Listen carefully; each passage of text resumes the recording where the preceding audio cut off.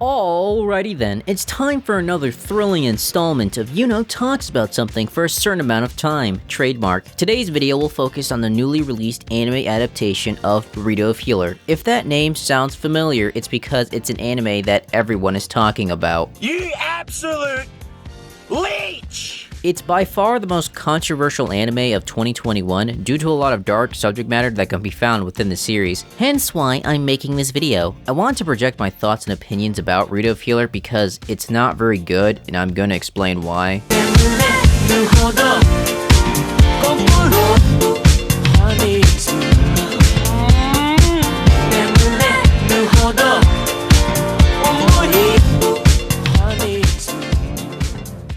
What exactly is Burrito of Healer? Well, according to an official article by Sentai Filmworks, the company that licensed the series goes on to give a brief summary of what the anime is about. In a dark world of monsters, adventurers, and mages, some of the most gifted healers are subjugated to brute force even by the hands of their compatriots. But one mage, Kayal, gains the ability to rewind time, turn the tables, and right all wrongs. From that description of the series, it sounds like your typical vanilla fantasy anime. However, this anime wouldn't be as controversial if that were the case, because this description only really goes on to summarize the first episode and nothing further, and excludes a lot of what the series actually contains. When they say dark fantasy, what they really mean is fucked in every conceivable way possible. Now here's my summary of Burrito of Healer's plot. The main protagonist, Kyoru, is a hero who is subjugated to an absurd amount of abuse from other heroes, including his own party members, which includes the Princess Flare, the Cannon Hero Bullet, and the Sword Hero Blade because of his status as a healer. One day, Kyoru defeats the Demon King and obtains the Philosopher's Stone, which allows him to, get this, heal the world so that he may go back in time 4 years before ever meeting the other heroes. Now armed with the knowledge of what the future holds for him as a healer, he carefully plots his revenge. With the cycle beginning all over again, he's scooped up by the Princess Flare and is carried to the capital, where the first thing he does is bang a maid, because in his world, for someone to raise their level cap, they must take in the hero's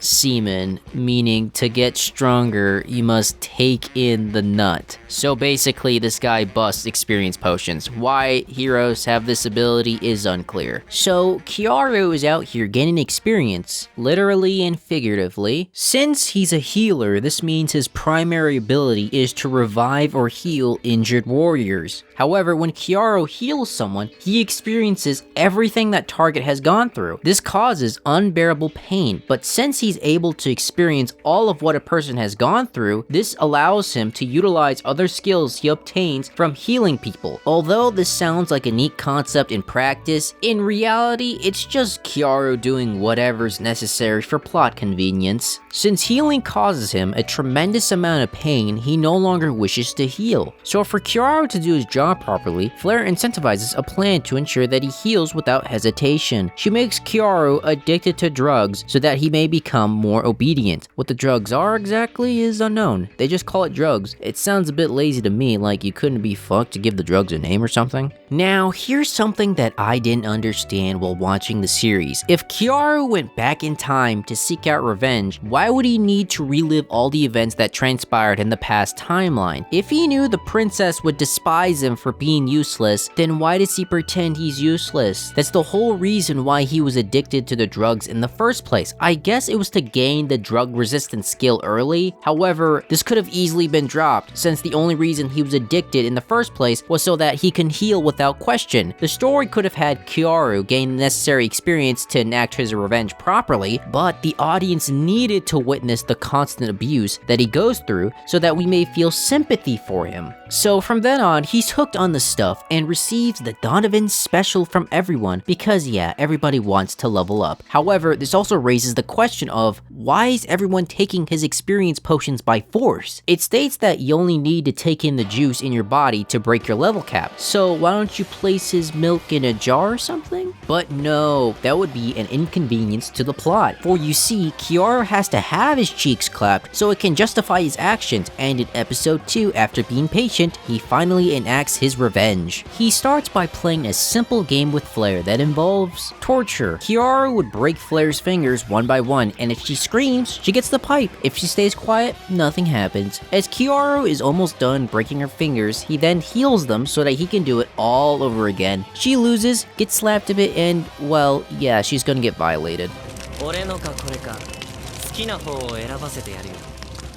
Yeah, this is the moment where the anime went full hentai mode, and that's probably the biggest issue with the show. The main protagonist can bust a good nut and everyone wants to bang him to raise their level cap, with intense scenes of sexual intercourse. Yeah, this sounds like the plot for a hentai to me without the pixelation. After the wrestling scene is over, Kiaru changes Flare's face and identity, and they both escape the capital under fake names. From that point on, the main focus of Kiaru as a character is to seek out revenge for everyone who's mistreated him in the past timeline. Now, onto the biggest question of this video. Why is Rito of Healer so controversial? Most of it stems from the fact that the series is incredibly shocking, considering there's large amounts of brutal violence, sexual abuse, rape, torture, and at times, it's straight up hentai. In the manga, there's a sex scene in almost every other chapter. However, to showcase just how fucked the series is, I'm gonna bring up one scene. In the manga, the knight captain who Kaworu disguised himself as, Leonard, attacks his village and wrestles with his foster mother, Anna. So, as revenge, Kaworu turns Leonard into a cute little anime girl with a boy pussy, of course. He then inserts some drugs into Renard's men, which causes them to gang rape Renard. While all this fucked up shit happens, Kaworu burns the building they're in. Needless to say, this scene is incredibly graphic, and that's only one of the fucked scenes in the series. I didn't mention the incest scene with both princesses, the scene where Blade is cannibalized after her session, or when the girls pull out the strap. This anime is hentai with a storyline. The rape torture scenes are why people watch this show. It's not for the plot or the characters. The plot is way too simplistic, and it's often compared to Rising of the Shield Hero due to how many parallels you can find between both series. Both protagonists are heroes in some right. They both purchase a demi-human slave and are mistreated because of the type of hero they are. The only difference being that Rito of Healer is a whole lot darker with no real plot, since a large majority of the story is focused on the revenge scenes, in which 9 out of 10 times it's a character receiving the Donovan special. However, throughout the story, I never understood the motives behind any of the characters. Simply put,